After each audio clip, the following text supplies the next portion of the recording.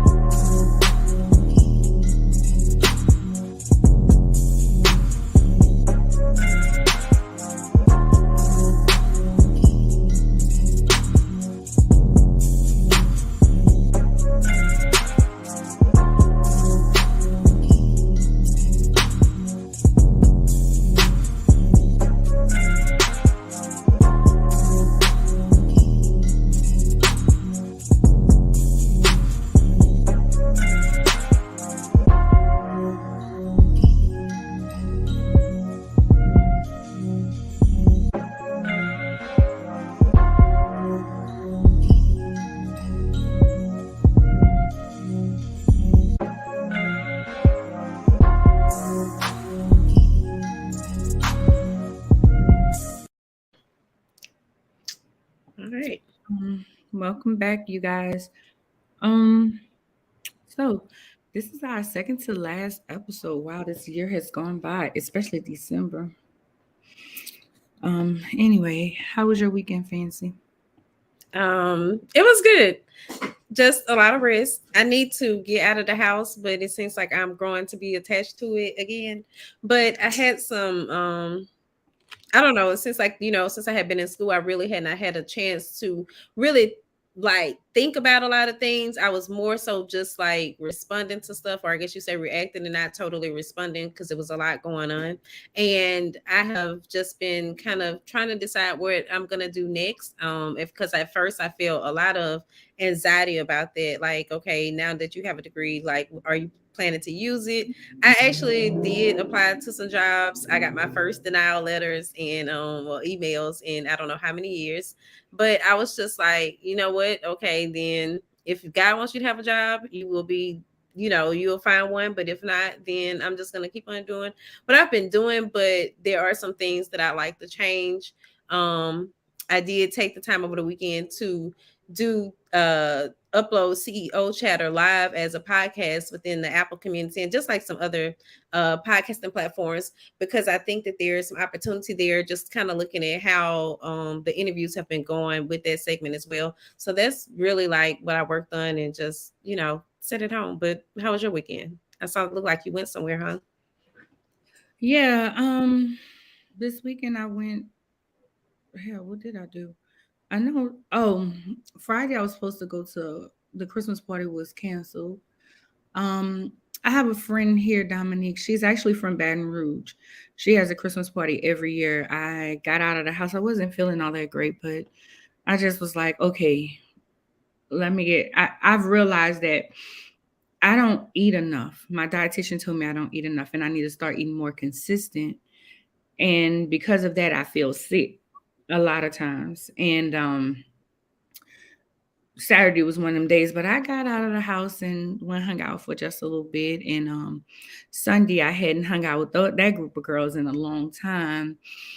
And it felt good to be out. We went to Lava Cantina. It was really cool. They always have a nice little band and stuff. And one of my girlfriends, she had just lost her father right before the anniversary of my dad's passing. Last Tuesday was actually the anniversary of my father's passing. I realized that the day of my dad's funeral, we was on the podcast. His anniversary was on the podcast.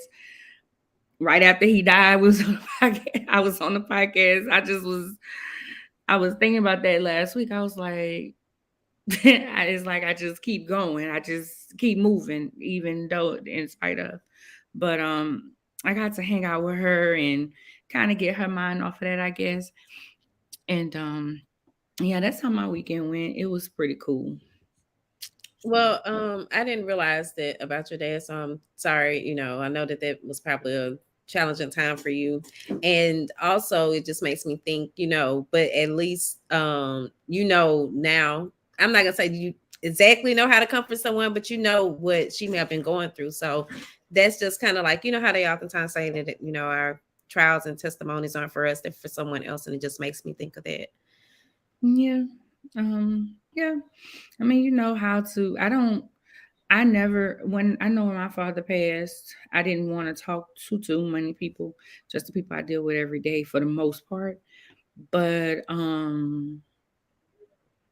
yeah, that's how I handle things. Some people want people to talk to them. I'm like, I'm good. I remember just telling her, Anitra, when my dad died last year, I don't want to talk to nobody. I'm good.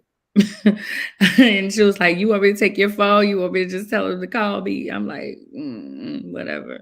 But I just remember like even the day of the funeral, we was on because the funeral was on a Tuesday, and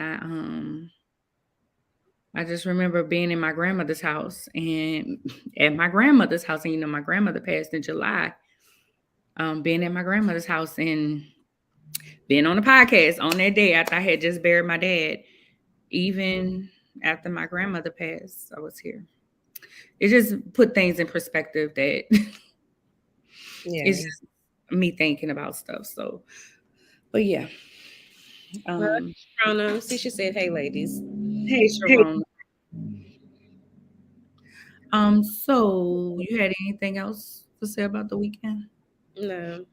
Um, a lot of people don't hire in the fourth quarter, and they start hiring in the first quarter of the year. Um, Look, I don't care. I'm just wondering how I would even act in an interview with somebody, like, because just knowing me and how I am. I mean, I'm interested, but I'm just like, what can you offer me at this point? I'm not, before I was always so like, what do I have to offer them? And I'm just not in that mood, and, I'm not in that mode anymore. So, And that's good because you have your own empire that you've built. And like you said, you're moving towards some other things and maybe adding some other things. You getting a degree may not be you going into the workforce, but you creating more of a workforce, if that yeah, makes sense. Um, or you can go work for somebody and get behind the scenes to build on your workforce, if that makes sense. Like just working for them and seeing how they lay out things and kind of give you a different perspective on things. And definitely, if I was to, I've been at the bank 14 and a half years. If I was to go somewhere, it would definitely be like, what can you do for me? Like, what we doing? yeah. Okay, so this caught my attention. This week we witnessed um I don't want to say a fall of an empire, but the curtain was kind of cut on something that we thought was all together. Well, I let me speak for myself. Um, on a family that was thought to be solid. When also sorry, rest in peace, Twitch DJ Twitch. So leading from that, Master P made a post about Twitch, and Romeo followed it with kind of a very vague post. I tell people all the time, I don't have time for subs. Like I am not the sub girl. I'm not if I post something and you think it's about you, I really wasn't thinking about you when I was posting it. Like I'm not that girl. I'm not that girl to be like, oh, you made me mad. Let me go post something about it, but not tag you or tell you about it. Like I'm not her. But that's basically what Rome did. um he took it to the internet and basically talked about his father dealing with his own demons and um how he put something up about Twitch. So it started out about mental health, and then it gradually, well, not gradually, because it felt like it was very, it hit right after that. It started being more about money. And at first, I feel like Romeo was acting like it was about mental health, but then he went into it's about, after people was like this, let's not do that here, and then it became a little bit more about money. A lot of people at first was saying that Romeo was ungrateful, that Romeo, just different things. P came back and he was just like, look, I didn't want to do that. This is not where I do this. um I don't want to do this here, but since we are, I apologize to my son. um what's your thoughts on the whole situation? Well, I might have missed some stuff within throughout, but I was reading up on it, and I watched the video that Master P did. And initially, like when I first saw the post, just as people were posting talking about what Romeo said, I was shocked. And I remember telling somebody like, because I thought they was like this, you always see them together and everything, and that was his. Basically, I thought he was just like following in Master P's footsteps. So to see that, it was shocking to me as well. But I kind of like, as I was looking at the people's comments, and they was like, oh, you can hear the pain in his voice and things like that, about Master P. I I kind of heard it, I don't really, it's a family matter, but I do. One thing that he said is that we raise our children and we shield them from so much that like they don't know how to deal with struggles and hardships, like they don't know what that's like when they actually do occur, because they've been so used to us always coming in saving the day, basically, just to paraphrase or whatever. And I could totally relate to that. And I just look at it even with my 18-year-old that's in college, like, her coming home now every week, and she makes this pretty much her little market to pick up washing powder or whatever the case may be, or little things. And it was just like, her even saying today, like, man, I didn't know washing powder cost that much money. And I was like, okay, now you've been seeing. And so it's, I understand where he's coming from, but I do think, as like from Romeo's perspective, and just kind of seeing that initially, like you said, you thought it was about mental health, because that's what I thought it was about before, later on seeing all this stuff about the money after the fact. But I would feel some kind of way. I think, if I, had lost a sibling and I felt like my parents didn't speak out enough or show enough concern or understand their situation, and then all of a sudden you have this empathy for this other person, and it's like just because they're a celebrity that you feel obligated to say something. Yeah, I would feel some kind of way about that too. But if it is all about money, um, I'm not gonna say he needs to grow up. I just kind of think we really don't. I don't. Of course, we never know all of the situation, but that's kind of where I'm at with things. I don't really have a lot to say on it, because I don't know. I kind of feel like I might be missing something. But what do you think? Like I said, I'm one that's like, I'm not, if I'm not putting up subs, and he put up a sub, like, go directly to your father if you had a problem with his post. That's how I look at it. And even Pete said that in his last night. He said everybody's like, why didn't you call your son? I Yeah. called my son, he ain't answering. That's an issue. That's number one for me, you know, because at first I was like, you know what? Maybe he's putting it out on social media, because he did say, he said, my dad is for the fame and his image. So I was like, well, he's putting it out here on social media, because if he come after his image, he has to respond. But if I just call him behind the scenes, he don't have to. He could give me some sugar coat, he can cover it up or whatever. Um, Honestly, I feel like P put Rome on a lot of things, like Mhm. basketball, acting, music. You say y'all was living a paycheck, yeah, we month to month, but you didn't look like it. And a lot of people, you can make it, you know. You can make it not look like what it really is. Don't get me wrong. But I just was like, he's put you in industries and areas. So if he wasn't giving you the money that you desired, he put you in touch with people. Excuse me. I'm sorry. I'm not feeling very well. But he put you in place. He He put you positioned him. positioned you. He positioned you if he wasn't, you know what I'm saying? And I seen one post he made, and he was saying that the he was saying that he didn't make no money off of rap snacks. You was old enough for snacks. So look at that contract and look over it. I'm at some point when you don't see nothing coming in your name, that's when you said 15 years. Rome is what, 30? Almost 30? I think they say he like 33. If he 33, he was old enough to look over a contract and sit in on that. At least if he let 5 years go by, and at 20 he was like, I that's when you'd be like, I want to be a part of this. I remember when I bought my truck that I have right now, I told Chloe, sit right here. You about to learn how we gonna do this, because I paid cash for it. And I was like, sit right here, look at this, read this. After I read this, what that say? She even caught something that I didn't catch. She caught that it only had two owners, that my truck only had two owners, so I'm the third owner. And it was with a company for like 15 years. I didn't catch that. She caught that though, but I knew that it didn't have many owners. I seen what I needed to see. That's when you do that. He was old enough.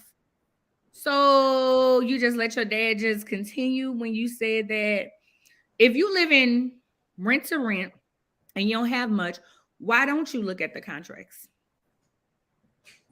Yeah. You could have got off your dad's record label. I'm sure a lot of people. Ron wasn't bad. Romeo wasn't a bad rapper.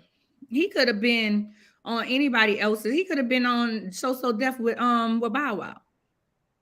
Well, I don't know, but Well, I see Sharona said you just shouldn't check your parents on the internet, especially if your parents have been funding you your whole life. Yeah, and that's. everybody and everybody know that. So And then he was like, "My mom was right all along." Like, you've spoken out against your mom, so is your mom right or your dad right? Because you say your mom was on drugs. Make it make sense. well, it's 7:20. Do you want to go ahead on into our commercial, or were you trying to still do the other story? You can go into the commercial. Okay. Well, we'll be back in just a minute, y'all, with our guest, Dr. Laquita Monley. Let me make sure I say everything here. Okay.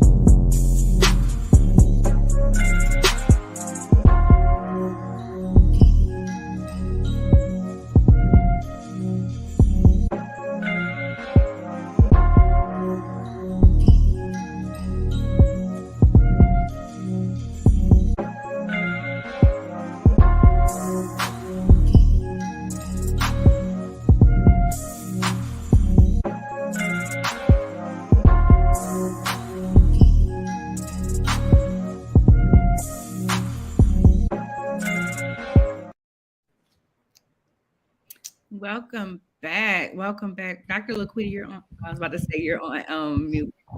Is that better now? Yes, ma'am. Yes, ma'am. If you're over. Let me What I'm doing. There I go. Yeah. right. Looks good. Well, Moving too much. How are you ladies?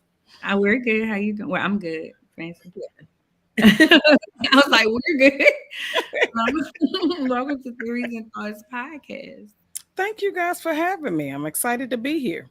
Can you tell our audience a little bit about yourself? So my name is Laquita Monley, and I am a very proud retired Army spouse, mother of 5 adult children, grandmother of 5 amazing little people. And the Lord has really blessed me in having an amazing family, as well as a platform as a certified speaker, coach, and trainer with the independently certified with the John Maxwell team. So that's kind of just a little bit about who I am and some of what I do. Okay. So tonight we're supposed to be talking about your upcoming anthology, commissioned by Covenant. And Yes.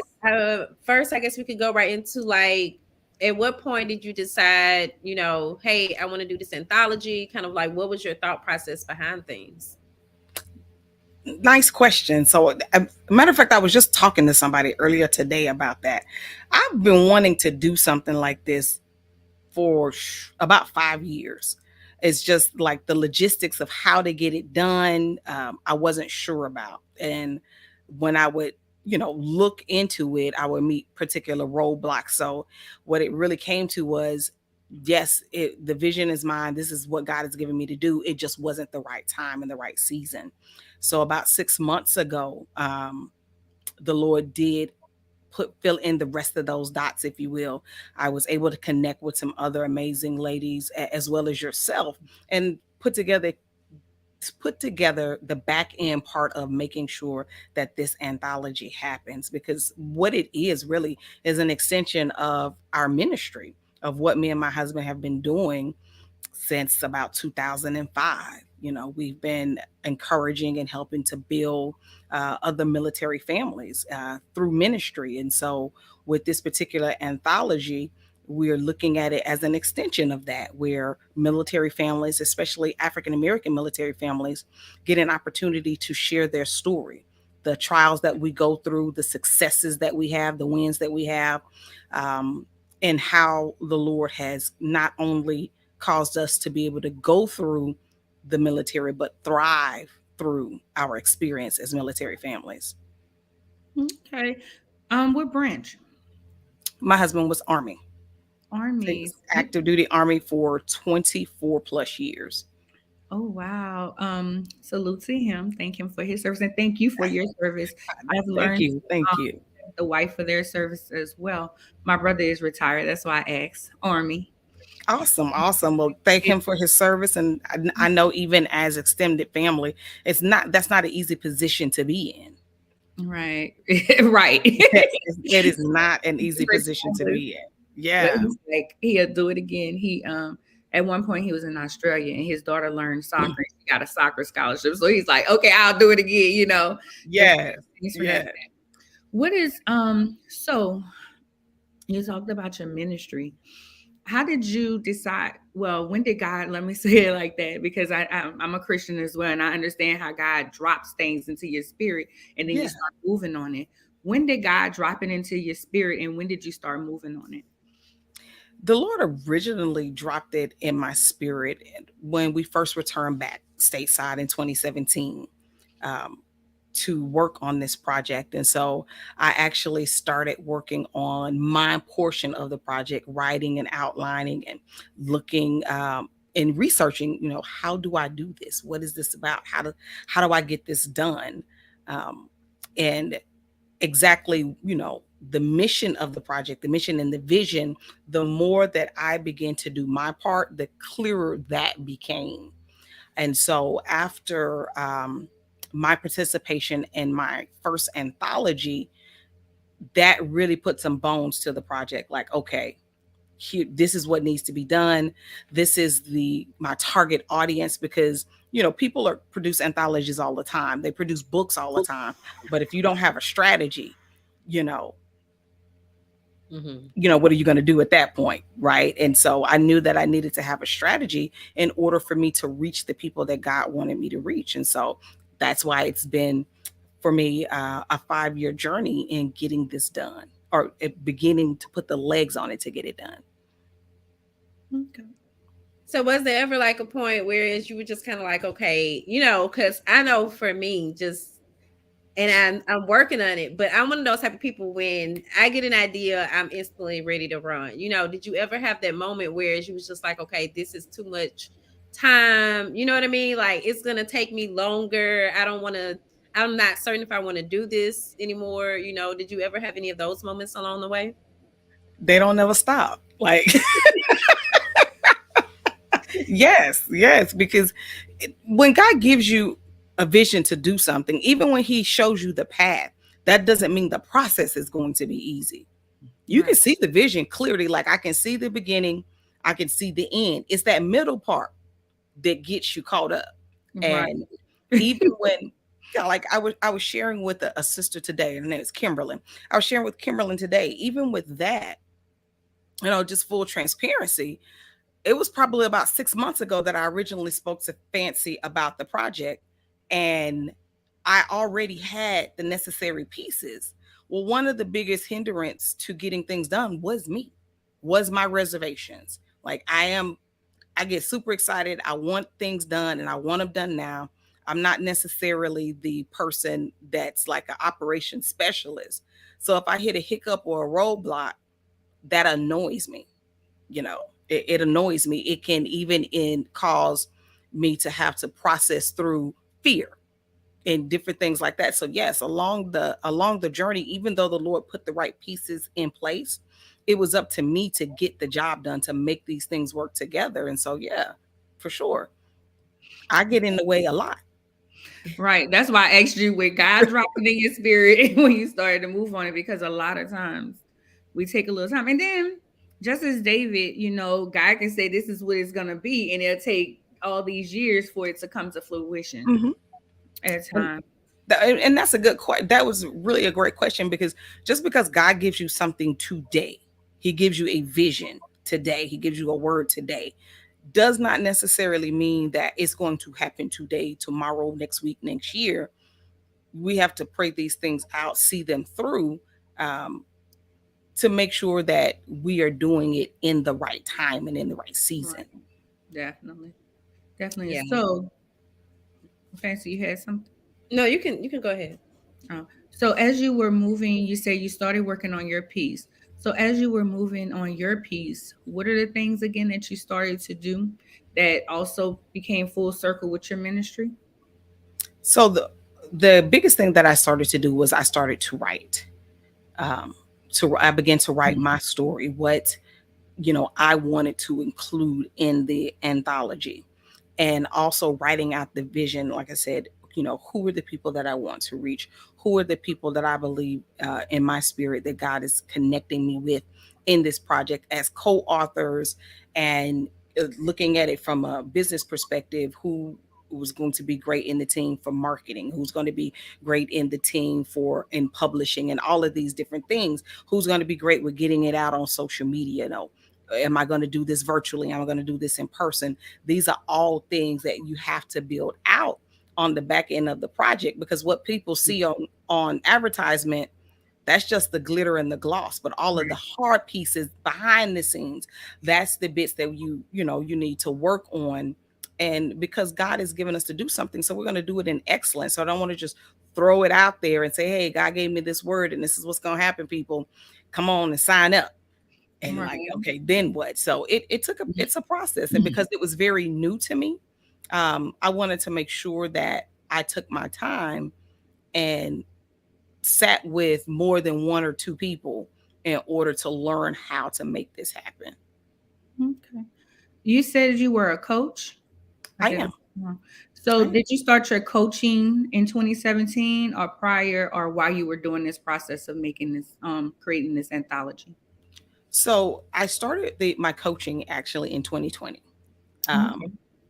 and that honestly was just it, that the coaching and the speaking actually for this particular project don't go hand in hand. Now the Oh, skill okay. set became handy. The Okay. skill set definitely was handy in this process, but one doesn't have anything to do with the other. Okay. I thought that all because you said it goes with your ministry, so that's why I thought. Yeah. Fancy, So like yeah. Go ahead. I'm sorry. coaching in terms of of ministry, when we look at like ministering to someone and encouraging someone, that's definitely a gift, it's definitely a skill set. And going through a coaching certification in order to sharpen those skills will definitely increase the success rate of the minister when it comes to, okay, how am I effectively impacting the people that God has called me to reach? If someone is coming to me for wise counsel, I won't say a counselor because I'm not a licensed clinician at all. you know if someone comes to me in confidence and they need ministry, then I need to know how to do more than quote Genesis to Revelations to them. Amen. But Right. I need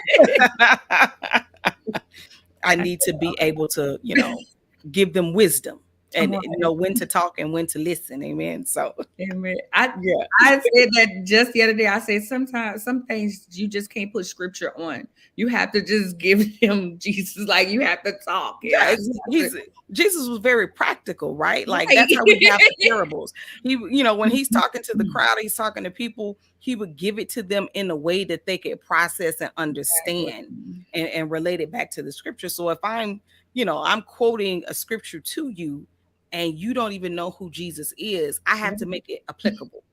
I have Exactly. to present it to you in a way that you understand. And even if you do, if I'm talking, because this book is about military marriage, if my Mhm. husband and we're sitting and we're talking to a family that has been devastated, whether it's been devastated through infidelity, maybe it's been devastated because the service member has been injured, amen.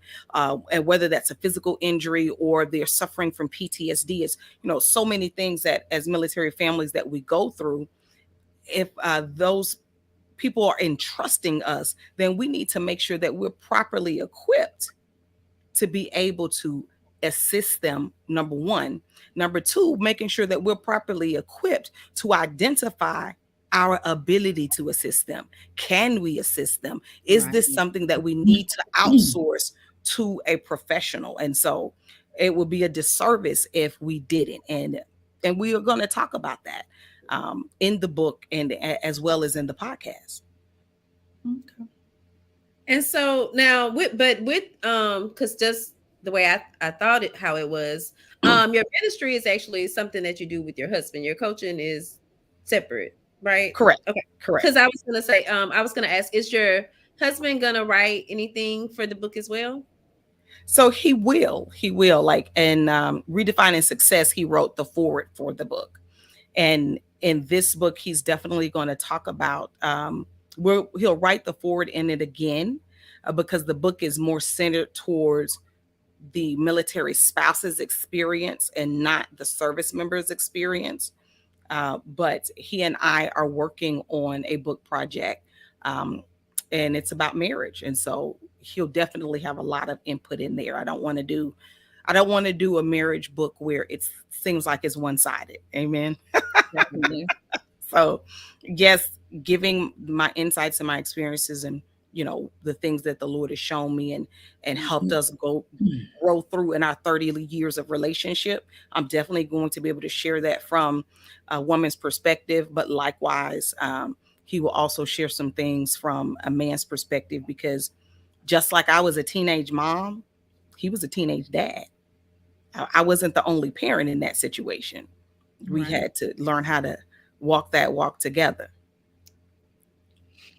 So what are some things that we can look forward to in the anthology? Like what type of conversation, shall I say, that we can look forward to? And is this something that even if I don't have a military spouse that I would want to pick up and read?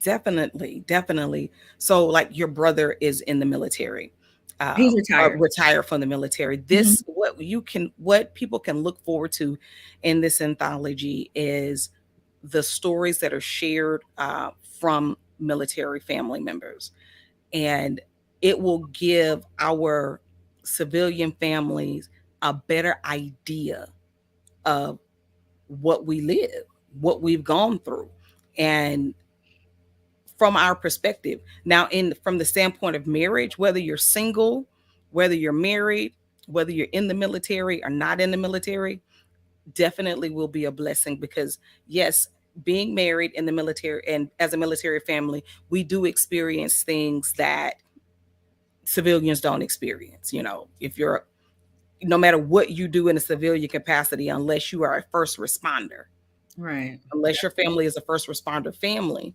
um, you really can't expect, you know, the cyber technician to go off to war and possibly never come back, or to be gone for 6 months and I can't come see you, or to be gone for 18 months and maybe in those 18 months I saw you for about 25 days. You know, that's not the experience of the average family. So you'll see a lot of that in the book. And so yes, I believe that it will be a book that definitely will be a blessing to anyone who picks it up, because our country does a fairly decent job of honoring the military, but what they don't do, and I don't believe that as politicians they have the ability to do it, because most of them never served. Right. They don't have that ability to clearly share the story of what it is like in everyday life of the military. And I believe too that when people read this book, a lot of the things, whether you are on the left or on the right politically, when you read this book and the stories that are shared from these families, it will help to tear down some of those lies that we've been told from the right and the left of what it actually takes to serve and protect this nation. Oh, that was deep. I was I wasn't expecting that. I'm curious though, because I know we keep talking about the book, but Yeah, like, what are some the experiences that you can share? You know, like that you've had, or what was the biggest adjustment for you? Because your husband went into the military shortly after you all graduated from high school, right? correct. Yep. Yeah. So I So mean, like, how it, was that an adjustment for you? I don't know if you had any other military family members prior to that, but you know, what was that I like for did. you? I did. So I have an uncle that served 20 plus years in the Air Force and retired. I have another uncle, both on my dad's side and on my mom's side. I had an uncle that joined the Army. And I also had another uncle that did 20 plus years in the Army. So between Army and Air Force, and my uncles from my mom and my dad's side, they served. But I grew up right there in Macomb. The Yeah. farthest I ever went as a kid was to a Sunday school convention to Champaign, Illinois. So that whole thing was an experience, you know, being left. He joined the reserves while I was pregnant. Right after we found out I was pregnant, I joined the reserves. He joined the reserves. And then I graduated in May. By the 4th of July weekend, we were eating barbecue in Summit and then rolling out because he had to be back to work on Tuesday. And I was in Fort Hood, Texas, you know, in July of 1996. And that Wow. was very, very different, you know, having grown up around nothing but family. And I'm 500 plus miles away from home in this multicultural environment. That shook me. I was not ready. I was not ready. Now, the more that we did move, the easier it became. And I say easier, it's never easy. The more that Right. we moved, the easier it became. And I had to learn to adapt the mindset. I had to learn to adapt the mindset, to learn how to make the lemonade out of the lemons. Because Right. if I didn't, there was enough negativity to go around to where I would completely be miserable all the time. And since I'm the heartbeat of my home, if I'm miserable, then the children are miserable, then the husband is miserable. Everybody miserable because mama's miserable. I don't like being miserable and I can't change it. As Right. long as he was serving in the United States Army, it wasn't our choice where we lived or when we moved. Well, Hmm. it was my choice. It was never Ben's choice. Like some families choose, the spouse goes everywhere and they have one place that they homestead and the spouse just comes back and regularly visits, or they go. That wasn't my testimony. I didn't want it to be, because then why am I married if we just do drop and eat? No, Right.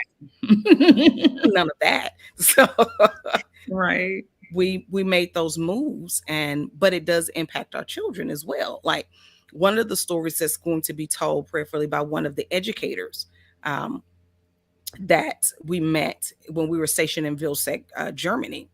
During that time, that's when our government was doing a lot of shutting down when President Obama was in office. And every time you turn around, the government shutting down, the government shutting down. And people are complaining about defense spending. Oh, you think that, we're spending too much of the government's budget on the military.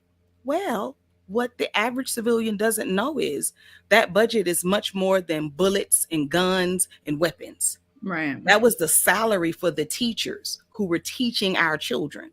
So when the government shut down, even though the teachers were willing to teach for free, they could not. So guess whose children were not in school? Right. That would impact our children. And so those are the stories that neither side wants you to know about regularly, because it will make everybody look bad. Because Right. all of these services that military families depend on, when we are outside of the country as well as inside of the country, that's included in that government spending. And neither Democrat nor Republican want to speak to that out loud, because they're all being shenanigans. And so, but those things impact military families. And we have some families that definitely those times negatively impacted them, whether we call it GS workers, whether one of the parents was a GS employee. Now that cut my income because I can't get paid if the government shut down. That affected my husband's income. He can't get paid if the government gets shut down. But we still got bills. We still have responsibilities. So there's going to be a lot of things that people just wouldn't think of that happens to military families and that we get to experience. We want to reduce government spending, right? And I'm gonna get off this bandwagon, but we're gonna reduce government spending, but we're gonna keep sending these troops to go serve and protect people abroad and here. Well, if you reduce it, that means I got to go from wearing the Jordans to, the Walmart specials. That's how they do with their equipment. They go from having the best to not so the best, and now I got to stand in front of this bullet for you. Make that make sense. Right. But our families are supposed to be okay with it. And those are things that we don't, just as average, I guess, civilians don't really, think about. At least I must admit, I haven't thought about any of those things before, but I don't really have anyone that's close to me military. So I wouldn't just be privy to that type of information and, know that that's going on. But that's another reason why people should read the book, because, it'll educate them more. And to be fair, as a lot of these things we don't talk about. We talk about it with each other. But to say that, I know like my my sister-in-laws and my brother-in-law, they did not realize that my husband had been injured downrange a few times. And downrange means while he was at war in Iraq, Afghanistan, that he had been injured several times. And so as a result of those injuries, he has PTSD, and he has had to have several surgeries and different things. They didn't realize that, because you don't process, you don't think about that. As the extended family, when you're calling and you're getting updates, you're asking the husband or the wife, because women serve. Women serve, and they're doing the same thing as the men. Right. You just want to make sure they're okay. And so as the spouse, we're juggling all of that stress. So the last thing I want to do is answer 1 million questions from you that I probably don't have the answer to, or perhaps I do have the answer to, but in giving you the answer, then I've got to explain what that answer means. So it's easier for me to say, oh, it's all right, it's good, than to say, well, June was involved in the IED about 3 or 4 days ago. I kind of just found out about the results of the IED because we had to wait till everybody was notified. And he's recovering. So he wasn't hurt bad enough to be shipped to Germany or to Walter Reed's, but he's recovering there, and he's gone back out to the fob. But, it took me 3 days to know whether he was alive or dead. I don't want to tell you that part. I'm still processing that part. And then you have to explain what an IUD is. What an IUD is, right? Like, he was out on a convoy, Right. team, like, well, what's that, baby? Right. I talked to him 3 days ago, Mama. I talked to him 3 days ago. He was all right then. Yeah, right. Because we are processing. So we don't have the capacity, we don't have the bandwidth to try to help you process. And Right. after it's all over, then it's like, you know what? It's good. They don't even need to know. And Right. how they found out, we were actually ministering to someone and they were visiting.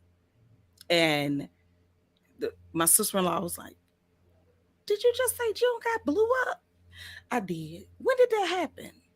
Every time you went, like, yeah, that Right. happened. You do realize that they are throwing rockets at them the size of small Volkswagens. Like, that happened Right. every time. I remember one of my girlfriends, her husband was in the Navy. And you speak of not talking, be going for 6 months and not, talking maybe 45 days. They don't even do that much. Like Yeah. it's hit or miss when they're on the It's boat. Yeah, On the ship, exactly. it's like, I'm going to talk to you when I talk to you. Right. Maybe you going for 6 months and just watching her go through that. Yeah. Because I think maybe 3 times she talked to us. Yeah. And because he's out at sea. And when they're out at sea, you can't know their location. It's just so It's much stuff. exactly, depending on what they do. My husband's intelligence analyst. I could never know what he did. Never. So you were glued to the phone, like the phone was your friend. You bet not every number that, and it wasn't like you got caller ID and it said Ben's calling. Right. You're answering every crazy looking number, every no caller ID, and you're thirsty for that time. And people will be like, okay, well, when he talks to you, can you talk good? No, about 15 minutes. You got about 15 Right. minutes And on you that don't talk call about because all the somebody else has to use the phone. So you, right. you maximize them 15 minutes that I may have not talked to you for 30 to 45 days. Right. Email is my friend. I'm not old, but I ain't no spring chicken either. The first time my husband had to leave me for a year, we had snail mail. Email wasn't a thing yet. So, Child. and he was in Korea. Imagine that phone bill. So we Imagine write that letters. letter getting to him. Yeah. I was like, this all sounds, just like so many little things, but they are things, that can actually be really big things to someone else, but that we just kind of take for granted or don't even realize. Yeah.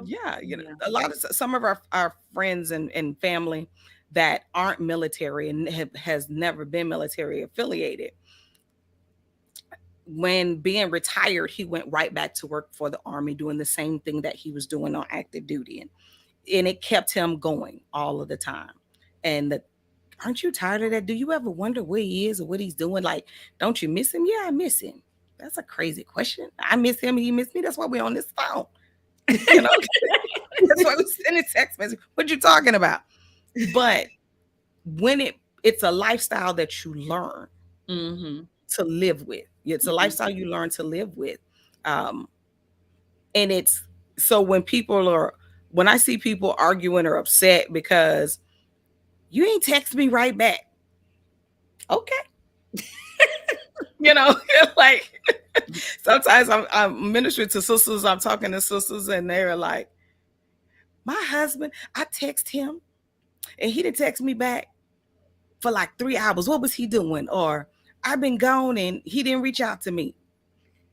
And That you're don't like, make you mad. I'm like, I mean, I done went months without on talking his to my side. husband, girl. It's like, you know, and it's that thing. That's why it's so important to build healthy marriage. Like, because understanding how our communication works, when you can, when you can't, and knowing that you're not ignoring me because you just want to ignore me. Like you're actually don't have the ability to do it. Amen. Or you've been worked. My husband's downrange, and there's no such thing as 8 hour shift and then go to sleep, or 10 hour shift and go to sleep. They're 24/7 down there. Sometimes that man may have been up 36 hours or more. Yeah, right. when he came back, he might have had the ability to call because the phones were free. But did he really have the ability to call me? To do what? To go to sleep while I'm on the phone? Then I'm gonna be mad. So Right. you learn how to build, and so that's why I believe that whether you're a military family or not, that other married couples will be able to draw some great nuggets from this book, because a lot of times there are rumors that being in the military is damaging to your marriage. Right. Doing anything can be damaging to your marriage. The Very. mailman might struggle. The dog catch you. The school teacher. We know people that's got bad marriages. They ain't in the military. Your marriage being the best that it can be totally depends upon the two individuals operating in the marriage Right. and what everybody is willing to sacrifice. Wow. Agree. Yeah.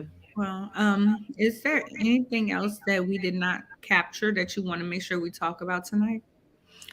So there are still spots open in the anthology for co-authors. So anybody that's watching this broadcast or will watch the replay or the podcast, and military families and that think that this may be a good project for them to be involved with, they can reach out to me on my social media. Every Thursday at 8 p.m. Central Standard Time, I do an information session via Zoom. And if they register for that, I'm happy to come on.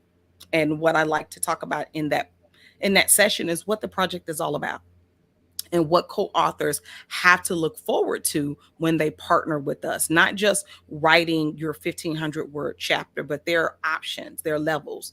You have the bronze level, the silver level, and the gold level. And many of us as military spouses, we are entrepreneurs, and so we have in that silver level and that bronze level package was designed specifically for the entrepreneur or the ministry leader in mind because they give the most visibility. Um, and especially within that gold package. In that gold package, those co authors will not only have visibility through press releases, podcasts, live streams, but the biggest benefit there is they will be on two streaming TV shows. My show, uh, that's on the Zandra TV network called Pursue Purpose TV. And that first season of my show, all of those guests will be military spouses sharing their story and their journey. And it's broadcast on Amazon TV, Roku TV, Apple TV, and Amazon Fire, excuse me, Roku TV, Tony TV, uh, Binge TV, commercials running on Hulu. It's just and multiple networks through that Zandra TV platform. So if that's something that they're wanting that visibility for their brand. They're wanting that visibility for their whether their brand is for profit or nonprofit. That's the package that they definitely want to connect with. So if we have one coming up, as a matter of fact, this coming Thursday, um, where Zandra will be there, as well as Fancy will be there to talk about how they're supporting this project and making sure that the co-authors are getting the most benefit for their money. Like, some people are saying, "Oh, Lord, Quita, I've been a co-author in an anthology." It's kind of like, shake it. Well, I understand that because after you meet your Amazon bestseller status, then what? Well, my goal as the visionary author of this project is to teach them how to be a brand. How do you take that book, your chapter from that book, and make money with it? How do you take it and be a blessing to the people that you feel like God has called you to reach? Because that content is their content. Their chapter is their chapter. I can't change it. If the rights to that chapter is theirs, but having individuals like Fancy and Zandra on board, it will teach them how to make money from the work that they put in. Yeah. Okay. Well, if Well, you, thank you. Oh, I'm sorry. What were you saying, Anya? I was about to read her stuff, but you can go ahead. Oh, no, you can go ahead and read. You read better than me with this. Dr. Laquita can be found at Laquita Monley. Am I saying that correctly? Yes, ma'am. Laquita Monley. Mon- Monley is www.laquitamonley.com or on Instagram at Laquita_Monley. Her name is spelled LAQUITA_MONLEY. All right. Well, thank you so much, Dr. Laquita, for joining us this evening. And yes, I will be on the call on Thursday. And guys, just to I'm gonna drop this link also in the comments so that it'll be available for you all to click on it. So if you're looking for more information, you all can find out more there as well. And also, stay connected to Dr. Laquita. So thank you so much for joining us this evening. Thank you Thank so you. much for having me. Bye. All All right. righty. You can find me at www.ladyceo.com. My email address is arnya@ladyceo.com. You can find me on all platforms, LADICEO. All right, and I'm still trying to drop that link, so that's why I haven't gotten to mine yet. But everything Swagger Magazine can be found as Swagger Magazine. Our website, of course, is swaggeronline.com, and we did have a malware problem last week. Actually, it's from since Thanksgiving. So now that that has been resolved, you should be directly to the website, unlike you had not been able to do before. So everything pertaining to me is Fancy Swagger, and right now we are working on our Winning Women of 2023 digital directory. So we have advertisements. Well, I call them advertisements, but they're basically listing your businesses within this digital directory, and the price of those is just $50. And I still have it on yours. But you all can find more information on the website at swaggeronline.com, as well as we have some ads running. And if you have any questions, of course, you can always message the page. So I think that's everything. Well, peace and blessings, y'all.